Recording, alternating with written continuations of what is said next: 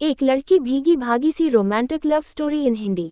आज की पोस्ट में आप पढ़ने जा रहे हैं एक प्रेम कहानी, एक लड़की भीगी भागी सी। दोस्तों, आपने romantic love story in Hindi बहुत सी पढ़ी और सुनी होगी, लेकिन आज की हमारी यह प्यार की कहानी बिल्कुल नई है और आपको ये कहानी जरूर पसंद आएगी। बाहर बारिश हो रही थी और अंदर हरीश ये रोमांटिक गाना गा रहा था। हाथों में गर्मा गर्म अदरक वाली चाय का प्याला, रात का सन्नाटा और हमदम का साथ, शायद इसी को जन्नत कहते हैं। खुद की सोच पर ही सपना मुस्कुरा दी। हरीश वाकई बहुत अच्छा गाना गाता था। उसका गाना माहौल को और भी ज्यादा खुशनुमा बना रहा था। गाना समाप्त हुआ तो हरीश ने दाद की चाह में सपना की ओर देखा। सपना ने भी अपने खास अंदाज में उसके गाने की तारीफ की। यूं ही हंसी खुशी में दोनों चाय पी रहे थे। तभी सपना ने मजाक में हरीश से पूछ लिया कि ये गाना वो किस लड़की के लिए गा रहे थे, तो उसने भी नाटकीय अंदाज में कहा, है कोई, तुम्हें क्यों बताऊं? ओह मत बताओ, मुझे भी सुनने में कोई इंटरेस्ट नहीं है। सपना ने भी इतरा कर कहा तो हरीश की हंसी छूट गई। वो हमसे यूं रुठ जाते हैं बार बार कि उन्हें मनाने में हमारे आंसू बहते हैं जार जार। हरीश ने उसे मनाने के लिए जोड़ तोड़ कर शायरी बना ली। उस पर सपना ने भी अपनी तरफ से जोड़ दिया। बड़ी ही फालतू शायरी करते हैं आप, ऐसे ही बस कुछ भी कहते हैं आप। सपना के इस शेर पर दोनों खिलखिलाकर हंस पड़े और फिर बातों में मशगूल हो गए। तभी सपना उठी और अचानक ही नीचे की ओर भागी और गार्डन में जाकर भीगने लगी। हरीश ऊपर से ही उसे भीगते देख रहा था। सपना को बारिश कितनी पसंद है उसे अच्छे से पता था, तो रात होने के बावजूद उसने उसे भीगने से रोका नहीं। जी भर के भीगने के बाद सपना ऊपर आई तो हरीश उसे देखकर फिर गुनगुना उठा, एक लड़की भीगी भागी सी। सपना ऐसे ही गीली उसके सामने चेयर पर बैठ गई। नीचे बारिश में हंसते हुए नाचने वाली सपना अचानक ही गंभीर हो गई। उसे बीमार होने का कोई अड़ा नहीं था। हरीश ने उसे कपड़े बदलने को कहा तो वो बोली, हरीश, अब तुम जब तक मुझे उस लड़की के बारे में नहीं बताते, मैं ऐसे ही सारी रात यहाँ गीली की गीली बैठी रहूंगी। मैं अगर बीमार पड़ गई तो याद रखना इसके भी जिम्मेदार तुम ही होंगे। ये बात सपना सीरियसली बोल रही थी। हरीश सपना के उसके प्रति पागलपन से अच्छी तरह वाकिफ था। सपना को समझाने की गरज से उसने कहा, सपना मैंने तो मजाक में कहा था जान, तुम्हें चिढ़ाने के लिए मैंने ऐसा कहा था, वरना तुम तो मुझे बचपन से जानती हो, मेरी जिंदगी में अब कोई नहीं है और नहीं कभी होगा। तुम आज फिर से बहक रही हो। मैं बहक रही हूँ? मैं क्या? मैंने तुम्हें रंगे हाथों नहीं पकड़ा था, रूही के साथ, बोलो। सपना और हरीश बचपन के दोस्त थे। कॉलेज में उन दोनों की दोस्ती रूही के साथ हुई और वो भी उनकी बेस्ट फ्रेंड बन गई।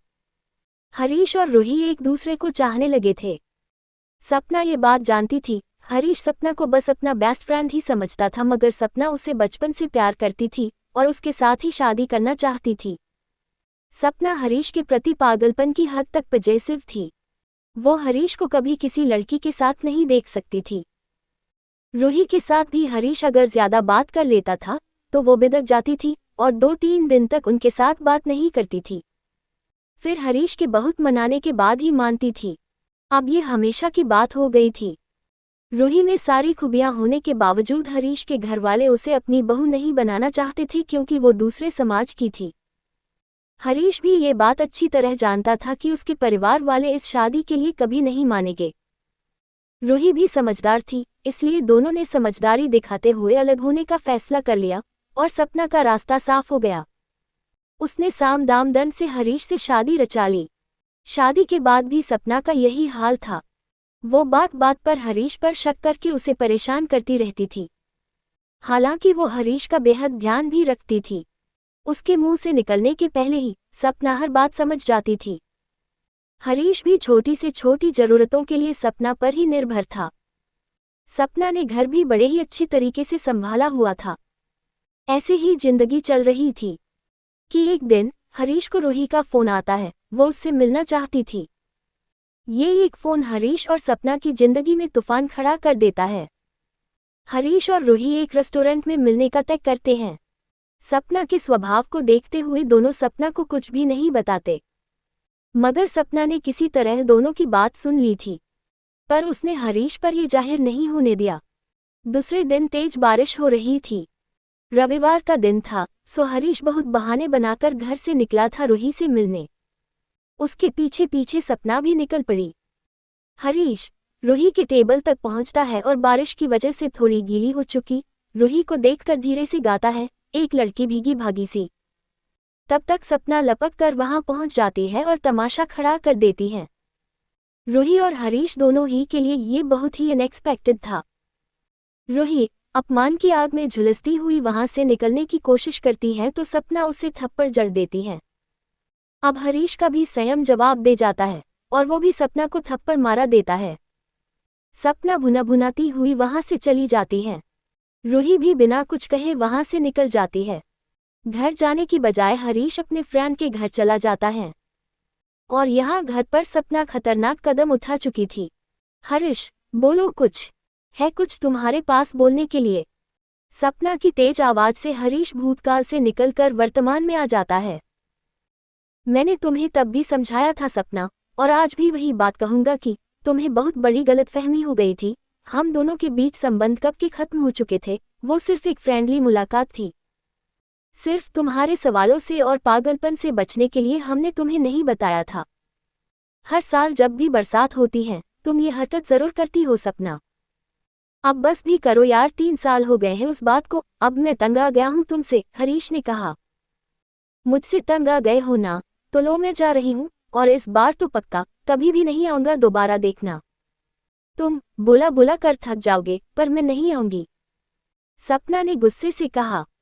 तो जाओ ना, किसने रोका है? हर बार यही कहती हो और फिर वापस आ जाती हो। इस बार नहीं आऊंगी, कहते ही सपना ने बालकनी से छलांग लगा दी। सपना का शरीर नीचे निष्प्राण पड़ा था, बारिश में भीगता हुआ। ठीक उसी दिन की तरह रेस्टोरेंट से गुस्से में निकली सपना ने घर आकर आत्महत्या कर ली थी। हरीश के घर आने तक उसका शरीर ऐसा ही भीगता रहा। नौटंकीबाज कहीं की। 6 साल से हर बार बारिश के मौसम में एक बार जरूर आती है और हर बार लड़ाई करती है और फिर कभी ना आने का फैसला करके चली जाती है। चलो अब अगली बारिश तक रास्ता देखूंगा पगली का। उसने नीचे झांक कर देखा तो सपना नहीं थी। भारी मन से गुनगुनाते हुए वो अंदर आ गया। एक लड़की भीगी भागी सी। दोस्तों, आपको ये new Hindi story of love कैसी लगी? अगर अच्छी लगी हो तो कमेंट कर जरूर बताएं।